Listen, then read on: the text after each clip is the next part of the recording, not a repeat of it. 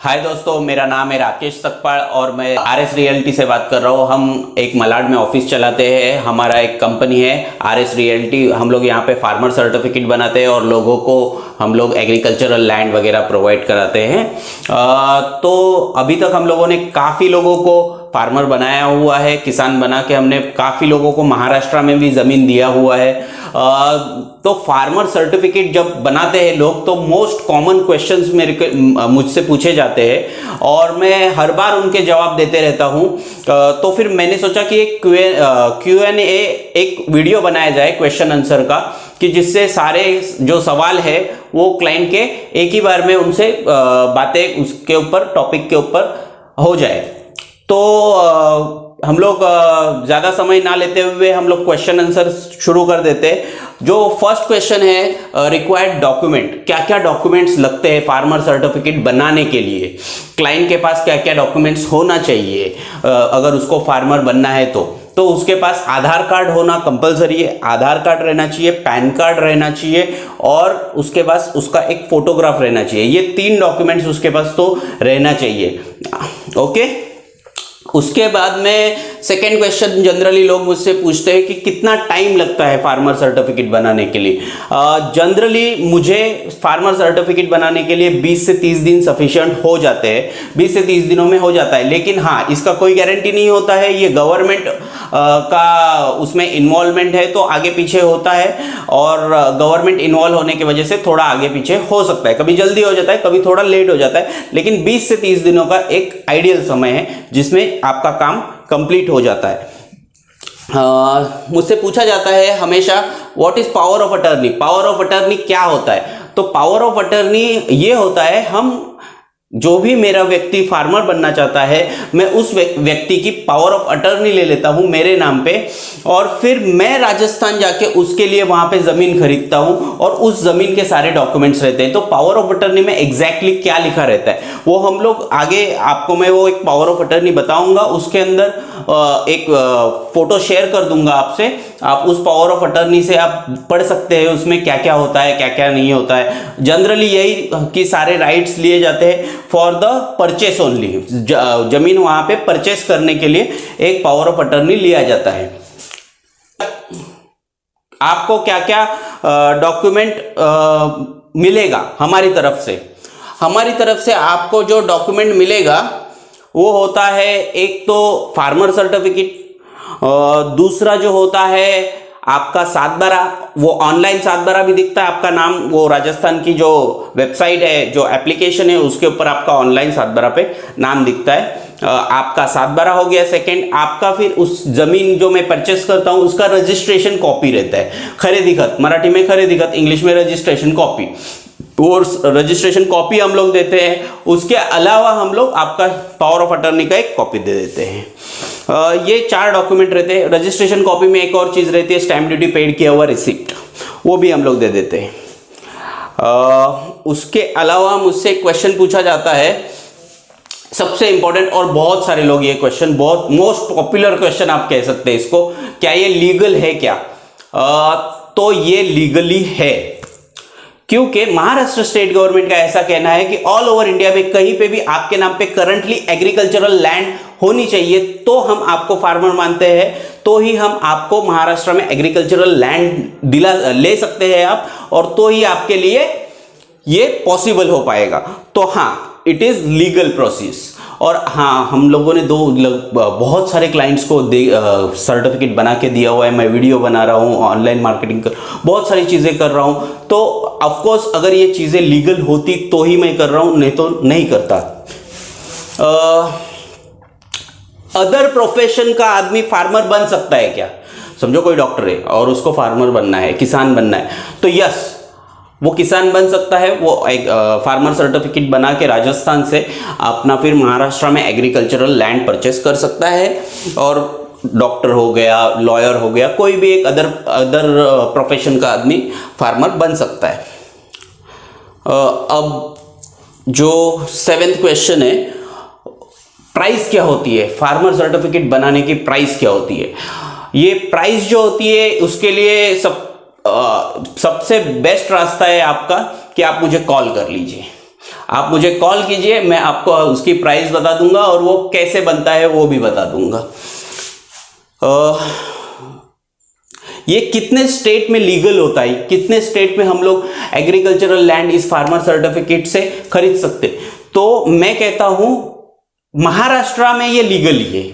उसके अलावा भी कई स्टेट है जहां पर ये चल जाता है, हाँ, लेकिन कुछ स्टेट्स ऐसे हैं जहां पर ये नहीं चलता है। तो मोस्ट इंपॉर्टेंट, महाराष्ट्र में ये चल जाता है, महाराष्ट्र में एग्रीकल्चरल लैंड लेने के लिए ये चल जाता है। उसके अलावा फिर राजस्थान में हम लोग क्यों बनाते हैं, ये राजस्थान में बनाने के कुछ कारण हैं।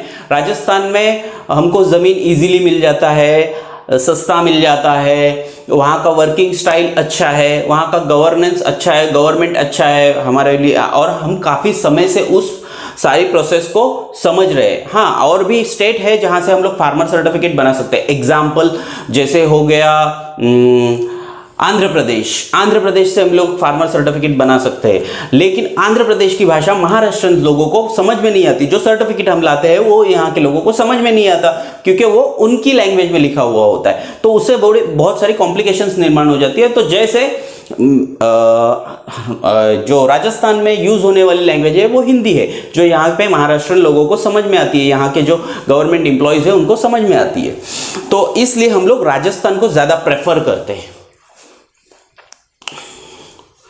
ऑनलाइन कहाँ दिखता है, 7/12 ऑनलाइन कहाँ दिखता है, तो ऑफ कोर्स जो राजस्थान की स्टेट गवर्नमेंट की वेबसाइट है वहाँ पे ये ऑनलाइन दिखता है। राजस्थान स्टेट गवर्नमेंट ने एक एप्लीकेशन बनाई है, जैसे महाराष्ट्र में महाबुलेक ये वेबसाइट है, और 7/12 उतारा ये अपना एप्लीकेशन है जहाँ पे हमारा 7/12 दिखता है। उसी तरीके के राजस्थान का भी एप्लीकेशन है ई धरा नाम से, और उसके अलावा अपना खाता करके एक वेबसाइट है, उसके ऊपर भी आप आपका जो 7/12 है वो ऑनलाइन देख सकते हैं। अच्छा, ये जो 11वां क्वेश्चन है, ये इसमें ऐसा है कि आप आके वहां पे फार्मर सर्टिफिकेट बना सकते हैं, कोई ऑब्जेक्शन नहीं है, कोई तकलीफ नहीं है। हाँ, लेकिन अगर आप ही को आना है तो फिर मैं पावर क्यों लूँ? मैं पावर इसीलिए ले रहा हूं कि मैं आपके बिहाफ में वहां पे जाके वो सर्टिफिकेट बनाऊं, और मैं उस चीज के पैसे ले रहा हूं आपसे। कोई आपसे कोई चार्जेस पे कर, आप अगर कुछ उसके लिए चार्जेस पे कर रहे हैं तो फिर आपको जाने की मुझे नहीं लगता है कुछ खास जरूरत है, वो प्रॉपरली हम लोग करके दे देते हैं। हाँ, 12वां क्वेश्चन, मोस्ट इंपॉर्टेंट क्वेश्चन, क्या ये 7/12 जो है वो लाइफ टाइम दिखता है? हाँ, जो मैं सर्टिफिकेट बना के देता हूं वो लाइफ टाइम दिखता है। ऐसे कई लोग हैं जिनके जो सर्टिफिकेट बनाने के बाद में 7/12 कुछ समय के बाद में नहीं दिखता है, तो वो अपार्ट चीज है, वो सही वे में कर रहे हैं या नहीं कर रहे वो उनको पता, लेकिन मैं जो सर्टिफिकेट आपको बना के दूंगा, मैं जो 7/12 बना के दूंगा वो आपको लाइफ टाइम दिखेगा। अच्छा, एक 13वां क्वेश्चन था, मोस्ट इंपॉर्टेंट क्वेश्चन। ये क्वेश्चन था, अगर आप फार्मर बन गए तो कौन कौन आपके फैमिली में फार्मर हो जाएगा, या तो फिर अगर आप फार्मर हो गए तो क्या आपकी वाइफ फार्मर होगी क्या, या आपके बच्चे फार्मर होंगे क्या, आपके माताजी फार्मर होगी क्या, आपके पिताजी फार्मर होंगे क्या? तो इसका सवाल ऐसा, इस सवाल का जवाब ऐसा है, अगर हस्बैंड फार्मर हो गया तो वाइफ ऑटोमेटिक फार्मर हो जाएगी। वाइफ के लिए अलग से फार्मर सर्टिफिकेट बनाने की जरूरत नहीं है। लेकिन अगर वाइफ फार्मर बन रही है तो हस्बैंड फार्मर नहीं होगा। इसका मतलब अगर हस्बैंड फार्मर हो रहा है तो बच्चे भी फार्मर होंगे, वाइफ भी फार्मर होगी, ये पूरी फैमिली आपकी फार्मर हो जाएगी। हाँ, लेकिन आपके माताजी या आपके पिताजी वो फार्मर नहीं हो पाएंगे। ओके, तो ये सारे क्वेश्चंस थे जो मुझे रेगुलरली पूछे जाते हैं, और इसके अलावा अगर कुछ क्वेश्चंस रहे तो आप उसके लिए मेरे नंबर पे मुझे फोन कर दीजिए और हम लोग उसके ऊपर बात कर लेंगे। Thank you very much.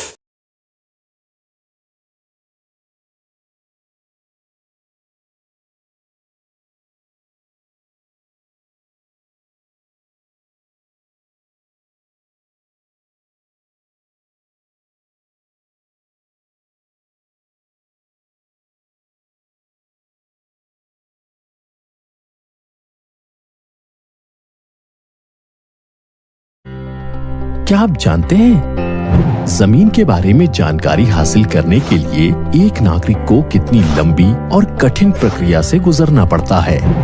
उसको खाते की जमाबंदी व खसरा गिरदावरी जैसे दस्तावेज लेने के लिए पटवारी व तहसील कार्यालय के चक्कर काटने पड़ते हैं। धरा ऐप एक ऐसी अनूठी पहल है जिससे ये सारी जानकारी बड़ी ही सरलता से मोबाइल से प्राप्त की जा सकती है।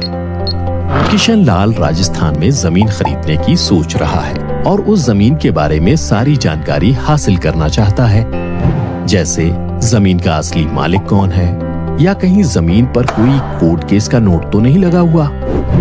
यही सब जानकारी पाने के लिए वो धरा ऐप में बस जिला, तहसील और गांव चुनता है। जमाबंदी देखने के लिए किशन काश्तकार का खाता नंबर चुनता है।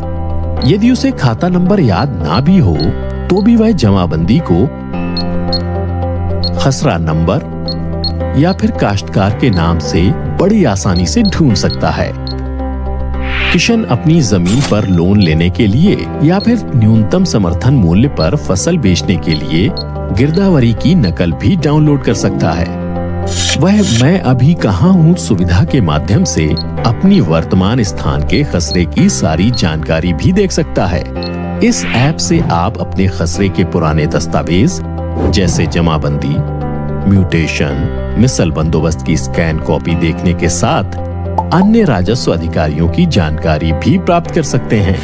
इतना ही नहीं, कोई भी व्यक्ति अपने खाते को आधार कार्ड से स्वैच्छिक रूप से लिंक कर सकता है व नामांतरण की एप्लीकेशन भी ऑनलाइन जमा कर सकता है। ऐसी कई विशेषताएं धरा ऐप से मुमकिन हैं। धरा ऐप ने न केवल जमीनों की लेन देन प्रक्रिया को आसान किया है, बल्कि नागरिकों में विश्वास भी बढ़ाया है। जमीन पर मॉर्गेज या उसका ऐतिहासिक रिकॉर्ड जानना हो, गांव की फसल के बारे में जानना हो, धरा ऐप से ये सब बहुत ही आसानी से जाना जा सकता है। धरा नागरिक होगा अब और भी सशक्त।